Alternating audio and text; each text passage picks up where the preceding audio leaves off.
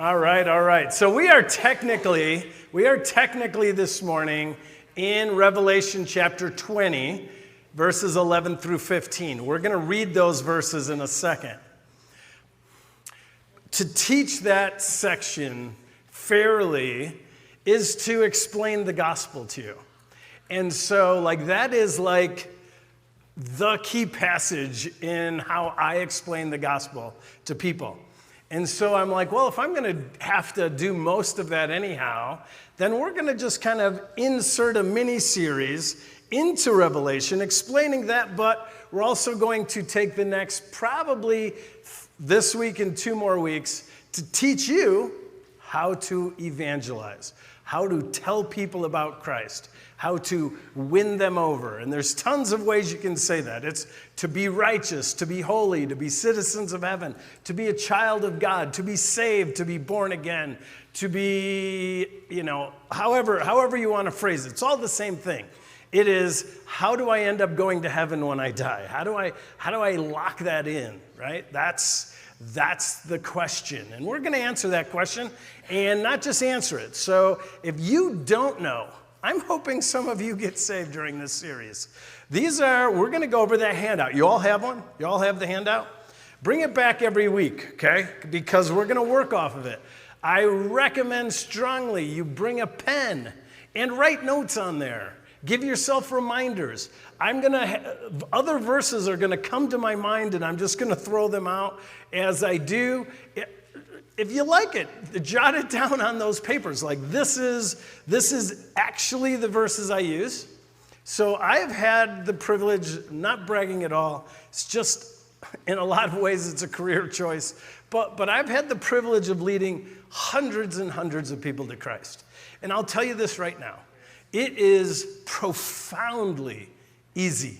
It's profoundly easy. It's not quick.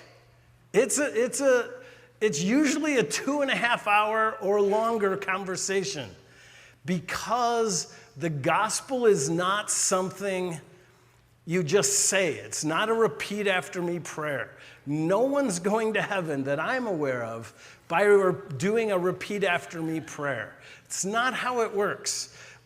When I was in Chicago, me and Sally's first apartment, we had a landlord and they were, whatever.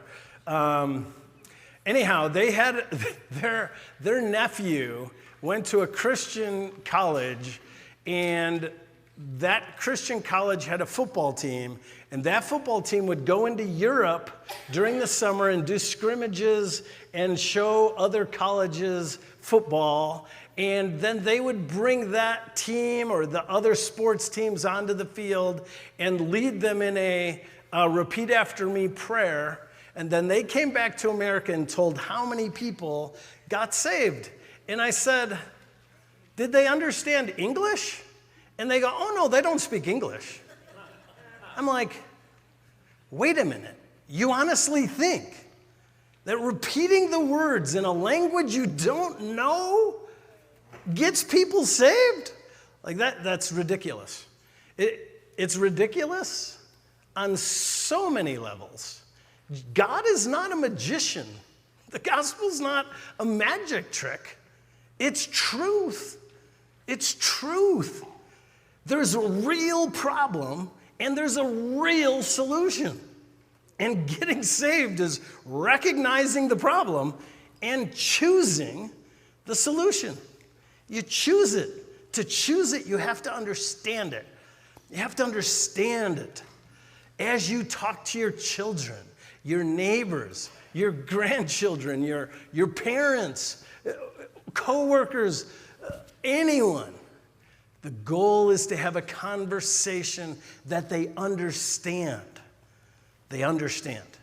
And they have to see the depths. If you look at how the people in the Bible share the gospel, if you look at Paul, the book of Romans, he's writing to a church he's never been to, and he says, I'm going to tell you the gospel. And he starts, the gospel is the power of God to save. And then Paul takes almost 3 chapters and just proves everyone in the world guilty. He condemns everyone first. You first have to see the problem before you want the solution. No one ever in anything in life goes for a solution that they don't recognize the problem, right? You have to see the problem. The problem has to be heavy before. So you got to spend, when you're explaining the gospel to people, you have to spend significant amount of time crushing them. Today is not a sermon. So if you're new today, this is not typical. I'll get a little preachy, but I'm going to try to teach you and help you understand. So I might even ask you questions, okay? So feel free. So again, 3 weeks, okay? Write it on the paper. Now, let me say some more things in introduction. A couple songs we sang that impact what we're talking about today. So there's nothing better than you. First one, well, Bones into Gardens. That one's awesome too. But Rattle and Hum, by the way, you turned bones into armies, and the last one, right? Rattle and Hum, or whatever it's called. They're both referring to the dry bones of Ezekiel, and that is not the resurrection. It's not the resurrection.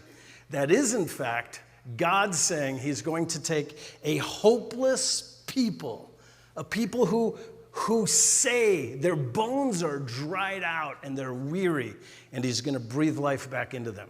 It is, in fact, how these songwriters have written it. It is about you, the living, who have no hope, and God is saying, no, there is hope. There's hope if you'd find it in me, right?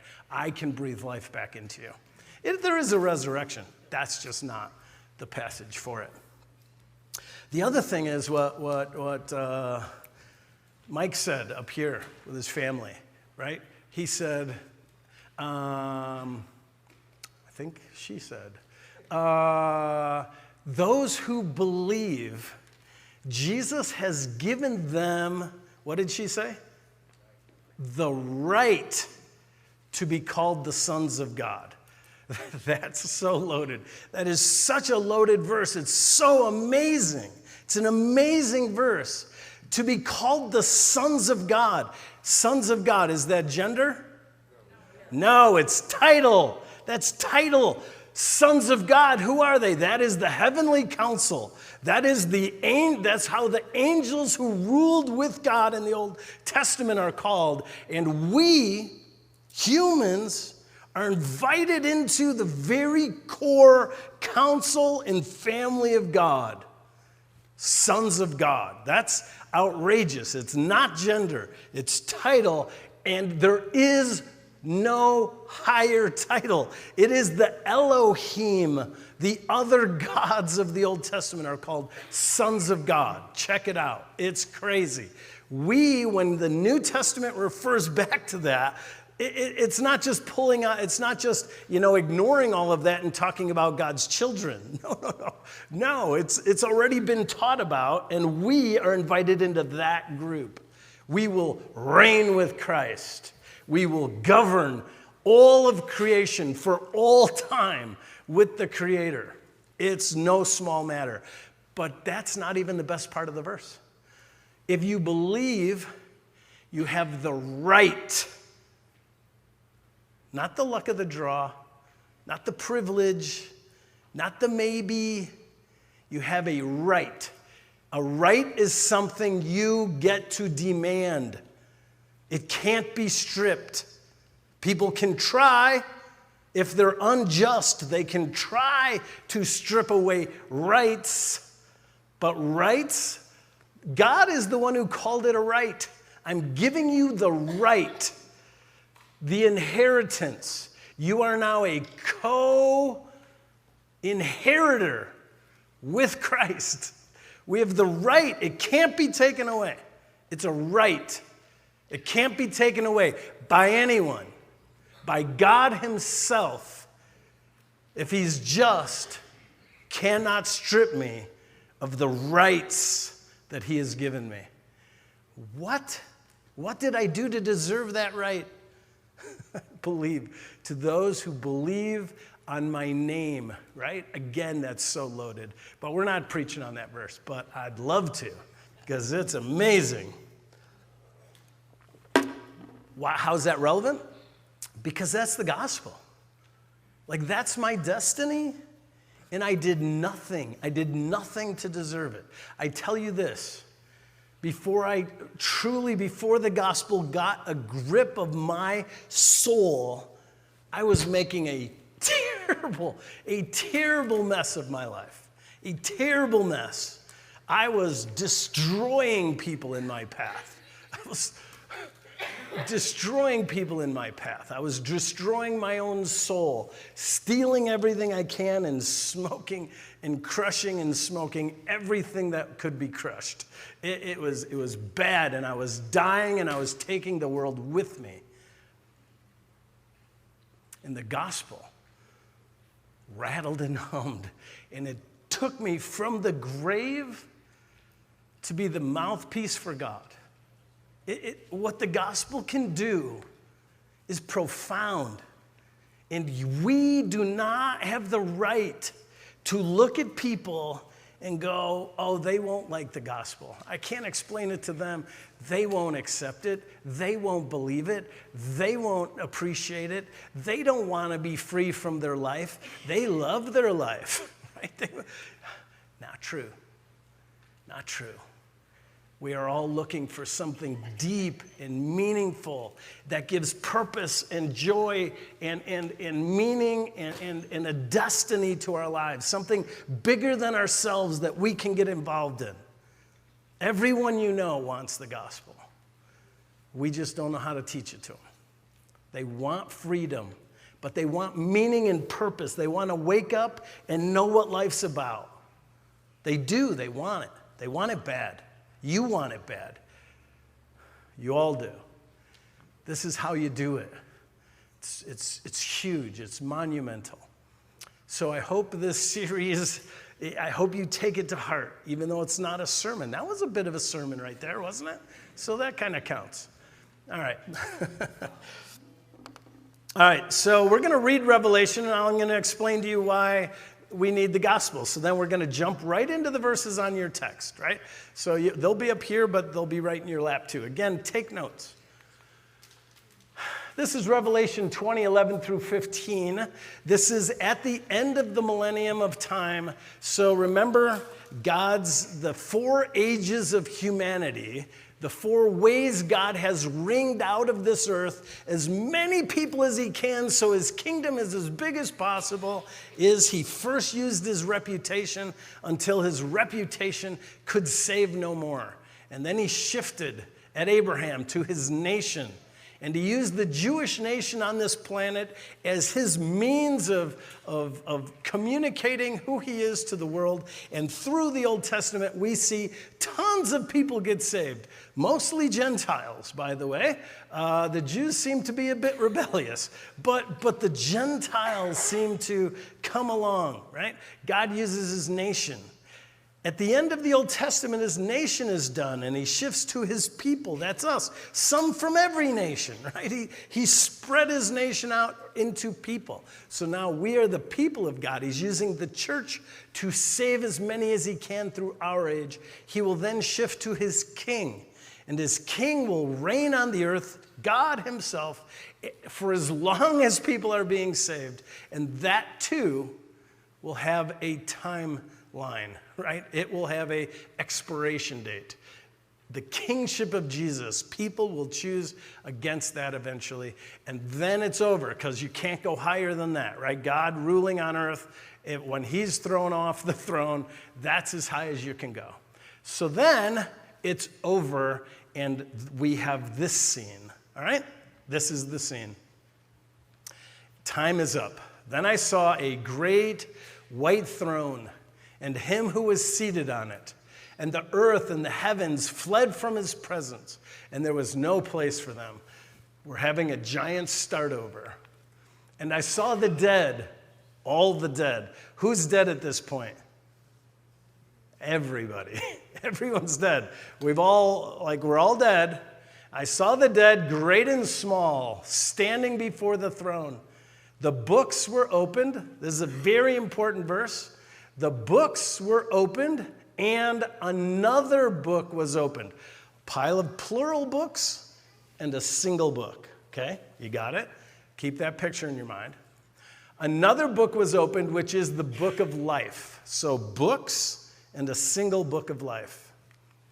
The dead were judged according to what they had done, as recorded in the books.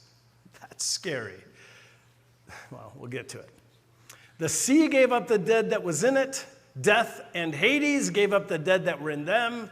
And each person was judged according to what they had done. Then death and Hades were thrown into the lake of fire. The lake of fire is the second death. Anyone whose name was not found written in the book of life was thrown into the lake of fire. Okay, that's why we got to talk about the gospel, right? Because this is the scene. Everyone stands before God someday. Everyone. All the dead. No one escapes. Every single person. And here's the giant problem. There are books that are being kept on every single thing you think, say, and do. And you will answer. People will answer. For every single thing. There's also a book of names, a book of life, and it only has names. Here's the good news. You either have those or you have a name in the book of life. You don't have both. Either of that or you have that. And the question is, how in the world do we get our name over here and get our books wiped out, right? That's the question. This is what you need to explain to people. So I'm going to teach you how. In Revelation, just really quickly, it wraps up. Everyone stands before God. God has wrung everyone out of the earth that can be wrung out, who can get in the book of life, and now it's time to go into eternity. Chapters 21 and 22, death is no more. Interesting. So they're thrown into death, and then death is destroyed. So that might be good news for the ones who are lost.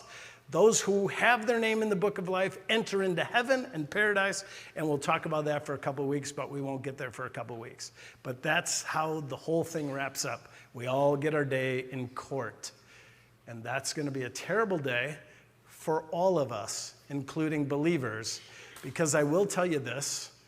The verse that says, and God wipes all tears from their eyes, and there's no more sadness, is after the great white throne judgment. It is not now when you die and go to heaven. That's not when your grief ends, because even God has said on this day, we will see people we love and we did not talk to, and they will be damned, and we will not be sad.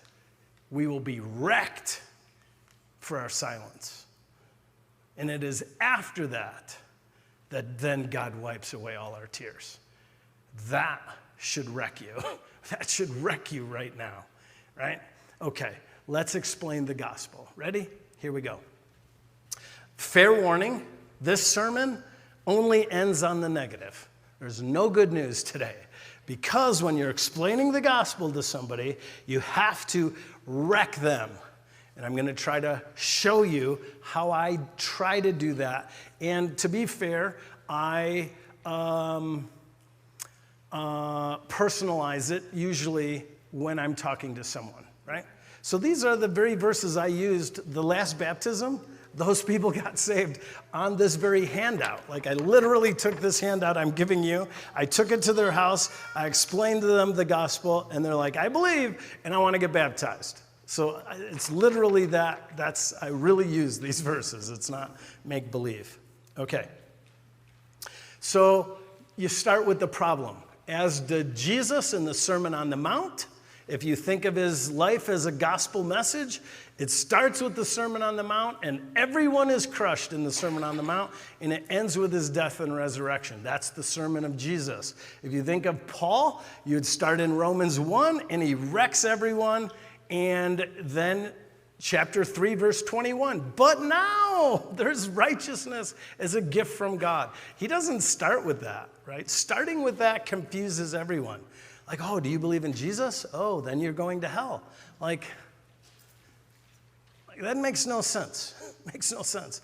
You have to explain. Take your time with people. You don't have to do it all in one setting, by the way. If it's someone in your life, you have time. And you really, here it is. Again, you don't give the answer, oh, it's Jesus, let me tell you what he did, until they ask. If you spend long enough just crushing people, they will eventually say, okay, what's the solution to this? Now you're ready to hear the solution. Wait, if it's your grandkid, just keep condemning them until they say, what's the solution? If it's your neighbor, I don't care. If it's your parent, I don't care. Don't give them the answer before they ask. They won't hear it. It won't make sense. 12. 12. Of course, it's 12. Does that make any sense? No. It is the answer to some math problem. But so what? But so what? But if I gave you a really cool math problem, the answer is 12, you'd go, oh, it's 12. Oh, how'd you get to 12? You'd wonder, yeah. Don't give the answer first. Here's the problem. The problem is, be holy. Be holy. Raise your hand if you're doing good. Be holy. Right? Be holy. Here's the problem. Most people in the world are going to say, yeah, I'm pretty good. Right? That is their starting place. They're going to think one of two things. They're going to think, yeah, I'm probably going to heaven when I die. Or they're going to think, well, I'm not bad enough to go to hell. Not that bad. Like, I don't deserve hell. That's really the same thing as I'm going to heaven, right? Most people you talk to are starting from a place that they're in the top half of humanity as far as goodness, and that's good enough. And you have to wreck that because God wrecks it. The problem? Be holy. Watch. Make every effort. Hebrews 12. Make every effort to live at peace with everyone and be holy. Without holiness, no one will see the Lord. Holiness. What's the standard? If you want to see God, what do you have to be? Holy. Holy. Not a holy man. You have to be holy. Right? Wow. Okay, that's rough. Peter, as obedient children, do not conform to the evil desires you had when you lived in ignorance, but just as he who called you is holy, be holy in all you do, for it's written. And he's going to quote the law. Be holy because I'm holy. Who said that? God.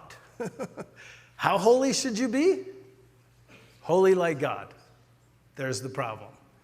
Paul points out this problem very plainly in chapter 3 of Romans. This is his concluding thought. At the end of his argument, crushing people, this is what he says. What shall we conclude then? Do we have any advantage? Not at all, for we've already made the charge. This is the summary. Here's what I've just done. I've made the charge that Jews and Gentiles alike are all under the power of sin. As it's written, now he's just going to quote all over the text, there's no one who's righteous. There's not even what? One. So the person sitting across from you is not righteous. No, they're not. Well, they might think they are. What are you going to do? You're going to do some work. You're going to walk them through their life. Are you really righteous? There's no one righteous. There's no one who understands. What's your goal? To help them understand. That's the goal. What do they have to understand? That they're not righteous. Right? They're not righteous. There's no one who understands. There's no one who seeks God. Oh, yes, I do. Oh, okay, let's talk about it. All have turned away. They have together become worthless. There's no one who does good, not even one. Their throats are open graves. Their tongues practice deceit. The poison of vipers is on their lips. Their mouths are full of cursing and bitterness. Their feet are swift to shed blood. Ruin and misery mark their way, and the way of peace they do not know. There is no fear of God before their eyes. Now we know that whatever the law says, it says to those who are under the law, so that every mouth may be silenced and the whole world held accountable. That's the start of the gospel. Paul does that to everyone in his arguments before he gets to the good news. Don't waste your time explaining Jesus until you have helped them understand that they have a problem they can't solve. All right? There's the text. I'm going to read this one more verse so I can refer to it. Oh, no, this is the next verse in that. Sorry, I stopped too soon. Therefore, no one, how many people? No one will be declared in God righteous. That's good enough. In God's sight by the works of the law, by what you do. How many people are going to heaven because of how good they are? Nobody. Nobody. Everyone you know who thinks they're good enough to go to heaven is not going. And on the great white throne judgment, you will see them and they will see you, and that's going to be a horrible day. It's going to be a horrible day. And it's not a day. It's a very long time. Everyone gets their day in court. Ouch. Rather, through the law, we become conscious of sin. Why did God give us the rules? So we would know we need a Savior. What do? We look at the rules and we declare ourselves good enough. And it will wreck many, many people that we love. And that is on us somewhat. Listen to Hebrews. For the word of God is alive and active, sharper than any double-edged sword. It penetrates even to the dividing of soul and spirit, joints and marrow. It judges the thoughts and the attitudes of our hearts. Nothing, how much? Nothing in all of creation is hidden from God's sight. Everything is uncovered and laid bare before the eyes of him to whom we will give an account. And you are not getting away. We're all sinners. People don't like that phrase. What is sin? It's missing the bullseye. It's missing the mark. What is the bullseye? Holiness. And how many times have you hit the bullseye? 0. How many times has anyone hit the bullseye? 0. How many times do you have to hit the bullseye to be holy? Every single time. Every time. In every relationship, in every situation, in every thought and attitude. What is missing the mark? What is sin? Not having the same thoughts, words, and deeds as Jesus himself would have in every single situation. You're wrecked, right? Here's what people will do. When you show them the verses, now you got to talk about it, right? You got to talk about it a little bit. You got to make it real, right? So some things I bring up are stuff like this. So I'll bring up this illustration almost always, and because I also have the privilege of doing counseling oftentimes, so I get to say this to people, like, listen, because people will say this. Listen, I don't deserve to go to hell because I'm not, and they will list some of the sins that they think people should go to hell for, right? I'm not Hitler, I'm not a murderer, I'm not a serial rapist, I'm not, whatever the list is, right, that they'll have. And I say to them, I say stuff like this. I say, you know what, I get to counsel people sometimes, and here's what I'll tell you from my experience. is that in a marriage, let's take a relationship. In a marriage where there's infidelity, someone cheats on the other one, like that's the big sin in marriage. If you don't know that, that's the big one. Like you can do a lot of things, but that's kind of the big one. There's a couple other big ones, right? But that's one of them. And I will say this. I will say, listen, I'll give you tons of examples of people who have committed adultery in their relationship, and that relationship not only survives it, but it's better afterwards. Now, to be clear, it's not the infidelity that makes the marriage better. No. It's a huge problem. But it's the work that gets done in the relationship to recover from the infidelity can actually make that relationship a better relationship than it was to begin with. All the time. This is pretty regular. But here's what doesn't typically happen. When a marriage is going to break, when it's on its last, literally its last leg, one person has just been talked into going to counseling and they don't even want to be there. Like when it's that desperate, and it's not a big one, it's little ones. It's little. It's a million little cuts. It's every single day of their whole relationship, someone is ignored. The other person always, every day, throws that one under the bus. No decisions by one of them is made in regard to the other one. Like, I don't share your values. I don't share your views. I never consider you in any decisions we have. I never talk to you. I never appreciate you. I never love you. I never speak to you. I always speak down to you. When I'm having a conversation, I'm always throwing you under the bus. I use your name as a byword and a curse word and a joke. Like, you are nothing to me. You're just literally, I've never appreciated a single day of our life. Like they are just little. Like if you saw them, you wouldn't even notice, right? You wouldn't even notice. But the one who is just trashed every moment of the entire relationship, recovering that relationship, that is almost impossible. Because the pattern is so deep. It's so deep. And the wounds are so, the distance between them is so vast. And one of them has just never, ever been appreciated by the other one. That marriage, that's rough.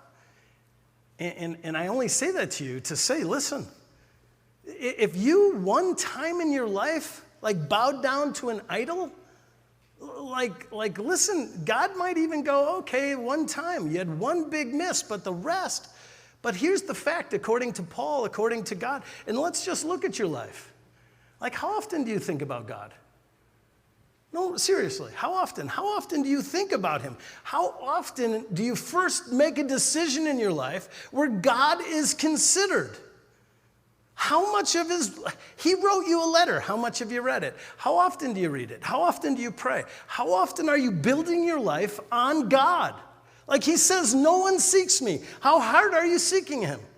Like seriously, tell me some time. How much time per day? When is the last time you went to church? When's the last time you actually sacrificed a significant part of your life for the plan of God? When you considered your retirement, when you considered your job, when you considered your career choice, when you considered anything important in your life, how much of it did you first ask, is this what God wants for me? And the truth is, you don't do it ever. Here's the truth. You want to know what the truth is? Anytime you've decided to do something, if God would pause in that moment and say, listen, I don't want you to do it, you would instinctively and instantly say, I don't care what you want. This is what I want, and this is what I'm going to do. And you do it every single day. Because if literally he was following you around, there would be moments in the day where you were going to think something or say something, and if he stopped you, just like he stopped Cain and said to Cain, listen, don't do it, sin's crouching at your door, it's going to have you. Just like Cain, you would say, I don't care, I'm going to look at the porn. I don't care, I'm going to watch that woman walk away, and I'm going to imagine what her butt looks naked. I'm going to imagine myself winning $1 billion, and I'm going to just imagine myself naked on a beach somewhere, drunk. I'm just going to imagine myself with someone else. Every time I go home, I'm going to put a different face on my spouse. Every time I'm just not going to care. I don't care what language. I don't care what jokes you want me to tell. I don't care what jokes you want me to laugh at. I don't care.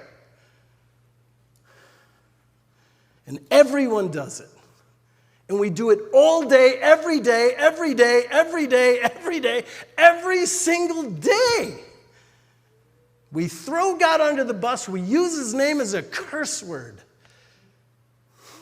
all the time. And then we want to say to God, oh, but I'm a pretty good person, and you should love me unconditionally and just let me into your family and be happy I'm here. And it's ridiculous. It's absolutely, utterly ridiculous. And to have the audacity to call ourselves good is to have the foolish thought that it's a bell curve, and we're all in an underperforming school. Like someone has to pass this class, right? And so no one does the homework, and someone has to pass. I think I'm going to get a B in this class. I'm not even going to have to try. I just have to try a little harder than that guy.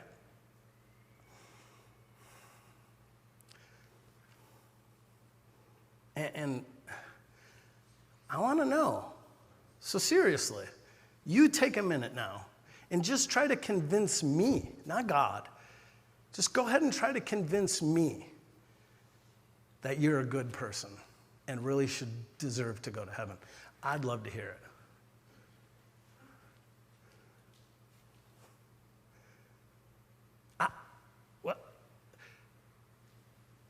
Let me have your spouse in the room when you tell me these things.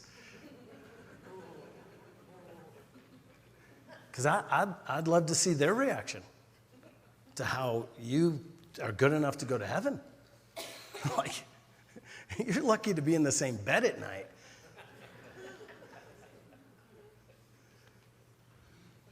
Like you got to take your time. Because there is an angel in heaven. Listen, that's what God says. There's an angel in heaven watching your life who knows your attitudes, and he's writing them down. Every one of them. But you're going to be held accountable. Isaiah 64 says this. 64:6. This would be a good note to put on your paper. All of us have become like someone who is unclean. And in the Bible, that means unacceptable. How many of us are unacceptable? All of us. And all of our righteous acts are like menstrual rags to God.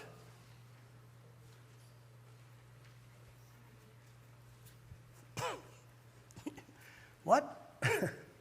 Yep, that's what it says. Your cleaned up American version will say filthy rags or something like that. But the Hebrews had to read what God said. And that's what your good stuff is. Because this is how it goes in marriage counseling. Like this person, spouse, is trying to explain to this person how they feel totally ignored. And this person over here says something like, how can you feel that way? I took the garbage out just yesterday. They'll use those words. And what does this person feel about that?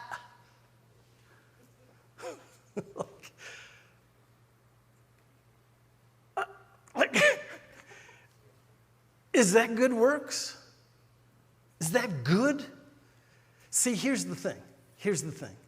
This is why this is so important. Because what we think of as good, here's the shocking thing that you have to try to get across. What we think of as good is baseline behavior that's expected. Like, that's not good. That's your job.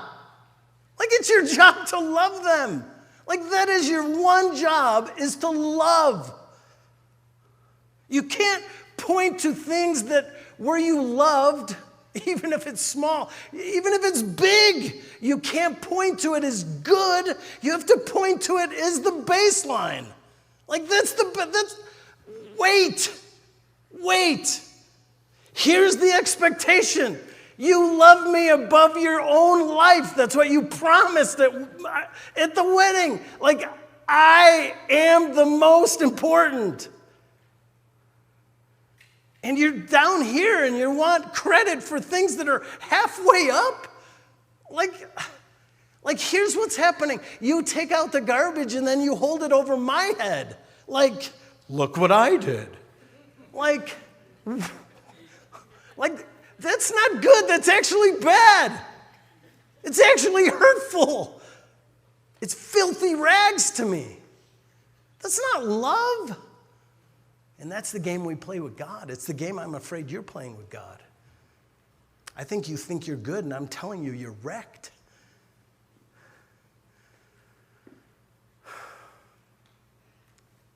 And then I'll go into just numbers, right? Here's where I'll kind of shift. And this does feel a little preachy, so I think I do get credit for a sermon today, by the way. So I hope you're taking notes, though, because this is exactly how it sounds. 2.5 hours I go. I can't get it done in less than that. And I will offer you this. Maybe. I'll have to think about it. But I typically record when I witness to people, because when they get saved, I can give them a recording of their own salvation. And they love it. And I have those. And you could actually listen to me explain the gospel to someone. But it sounds exactly like this. So really, just listen to the sermon. But I have it. And it's a really cool idea because people love to listen to their own salvation. It's pretty meaningful. And it's a good tool. So anyhow, I typically, at this point, will go into numbers, right? It's just numbers. So I'll say, listen, now that you've kind of get this idea of lack of holiness, how many times a day do you think you don't hit the bullseye? Like you have a thought or an attitude. Attitudes are important too. I'll spend a little time on attitude because here's the thing. Picture a racist. You got a racist in your mind? Oh, picture a racist. Now, picture a racist. Picture Hitler. Okay, let's be safe. We'll be kind. Picture Hitler. You got him? All right. Hitler in a room with all the people he loves. So in that moment, he's not being racist. He loves everyone in that room. Does he, in that moment, cease to be a racist? No. Is he less guilty at that moment than at any other moment? No. As a matter of fact, what are they probably all talking about? But they technically are in a room full of people that are all the same. So, but he's not off the hook. And here's why that's important. Because we are all greedy. And I don't care that at this moment you're putting something in the offering plate. I don't care at this moment you just walked in the house from giving the homeless guy at Walmart, $20. That's not what I'm talking about. What I'm talking about is you're never, ever, any single moment of your life off the hook for being greedy because you only gave him $20. And then I'll go to this idea. Here's what Jesus said. So we'll quote Jesus. Here's what Jesus said when he was asked, what's the most important commandments? He said this, to love God with all your heart, my soul, and mind. To love God with everything you are, with all of your passions, your heart and your soul, and your thoughts. So your passions, your attitudes, and every thought, love God.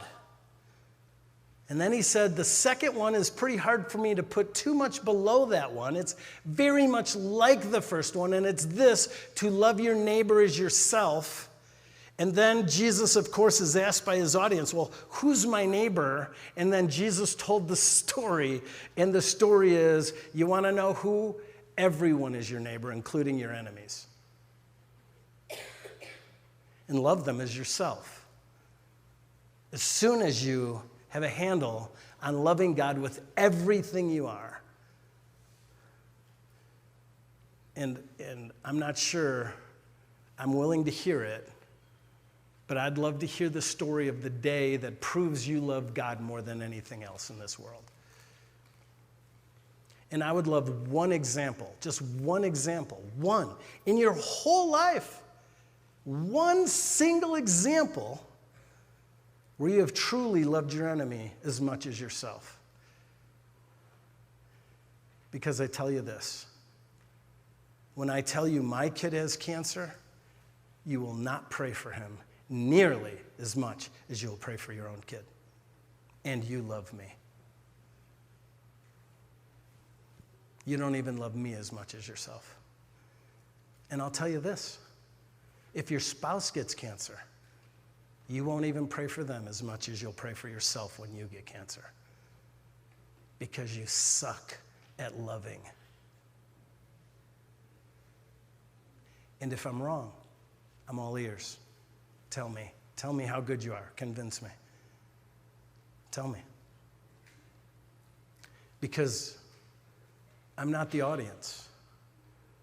I'm going to be in the audience, but you're going to explain it to God in front of everyone, including the people that you claim to love, and they'll be called as witnesses.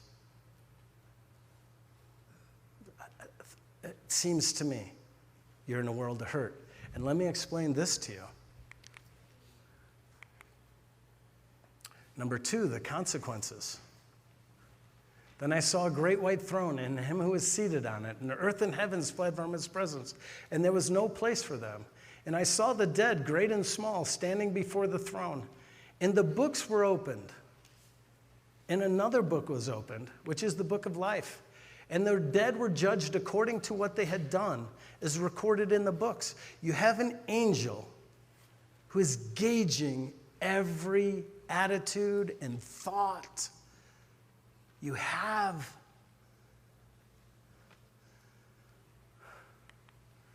And the sea and the dead and Hades and every person, you're going to stand before God, and the consequences are terrible. Then death and Hades were thrown into the lake of fire, and the lake of fire is the second death. Anyone whose name is not found written in the book of life is thrown into the lake of fire. And I don't want that for you. I don't want it for you. I love you. I want you to know right in this passage where God puts this warning, there is this possibility he holds out. He holds out the possibility that's an amazing possibility for you, even now. And that is to get your name in the book of life. Because if you get your name in the book of life, none of this is in your future. And what will they do at that moment? If you've taken your time and done it well, they will go, how do I do that? And now they're ready for the good news. Take your time. Their eternity is at stake. If you aren't saved, your eternity is at stake. I hope you felt wrecked today. Like take your time. This was a half hour. I take way longer in real life. I'm going to make it personal. I'm going to make it hurt. Sometimes there's tears.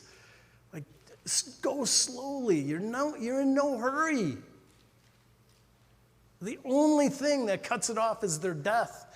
Take your time. Make them want the solution. And until you sense the solution is on their lips to ask, stay on this subject. If If you want to hear the answer, what do you have to do? Come back next week. Let's pray.